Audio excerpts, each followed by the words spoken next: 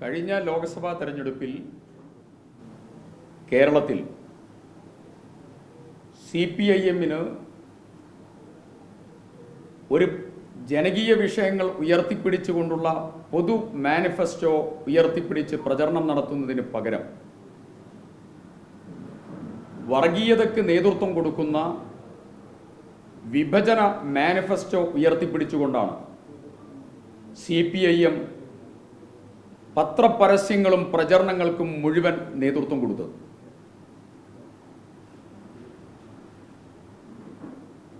നവകേരള സൃഷ്ടി എന്ന് പ്രഖ്യാപനം നടത്തുകയും വർഗീയ ധ്രുവീകരണത്തിന് നേതൃത്വം കൊടുത്ത് ഇരുണ്ട കാലത്തേക്ക് കേരളത്തെ നയിക്കുകയും ചെയ്യുന്ന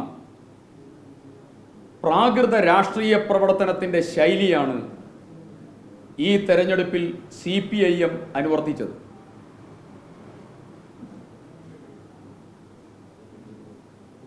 അതിൻ്റെ ഏറ്റവും പ്രധാനപ്പെട്ട ഉദാഹരണമാണ് വടകരയും കോഴിക്കോടും ഉൾപ്പെടെയുള്ളതായിരിക്കുന്ന മേഖലകളിൽ അവർ നടത്തിയ തെരഞ്ഞെടുപ്പ് പ്രചരണ പ്രവർത്തനങ്ങൾ.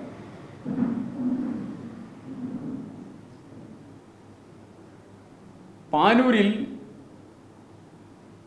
ബോംബ് നിർമ്മിക്കുന്ന സമയത്താണ് CPM DYFI പ്രവർത്തകന്മാരുടെ കയ്യിൽ നിന്ന് പൊട്ടിത്തെറിച്ചത്. സമാനമായ രീതിയിൽ CPM നിർമ്മിച്ച സൈബർ ബോംബും വർഗീയ ബോംബും അവരുടെ കയ്യിൽ നിന്ന് തന്നെയാണ് നിർമ്മിക്കുന്ന സമയത്ത് തന്നെ പൊട്ടിത്തെറിച്ചത്.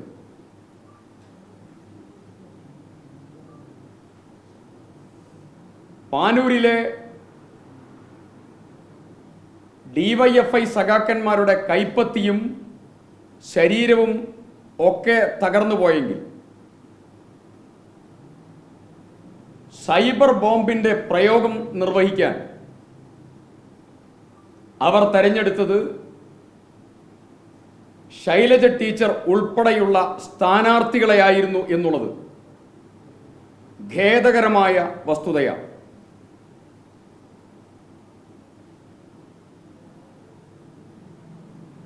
ഒരു കാലഘട്ടത്തിൽ പ്രബുദ്ധ മലയാളക്കരയുടെ നോവായിരുന്ന ഒരു പ്രദേശത്ത് കനലെരിഞ്ഞതായ ഒരു പ്രദേശത്ത്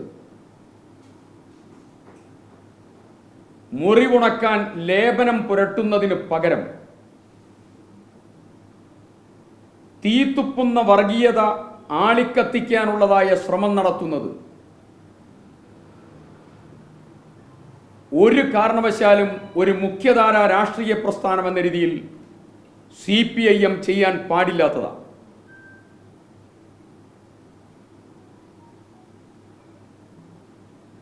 നാല് വോട്ടുകൾക്ക് വേണ്ടി എന്തും ചെയ്യാൻ മടി കാണിക്കാത്ത സമീപനം CPIM പിന്തുടരുന്നതും ആ പ്രവർത്തനങ്ങൾക്ക് മുഴുവൻ നേതൃത്വം ഒത്താശ ചെയ്തു കൊടുക്കുന്നതും കേരളത്തിൻ്റെ രാഷ്ട്രീയ മേഖലയെ ഒന്നാകെ മലീമസമാക്കുകയും സമാധാനപരമായ സാമൂഹ്യ അന്തരീക്ഷത്തെയും സൗഹാർദ്ദപരമായിട്ടുള്ള കെട്ടുറപ്പിനെയും ബാധിക്കുന്ന രീതിയിലേക്ക് അത് കൊണ്ടുപോയിക്കൊണ്ടിരിക്കുകയാണ്.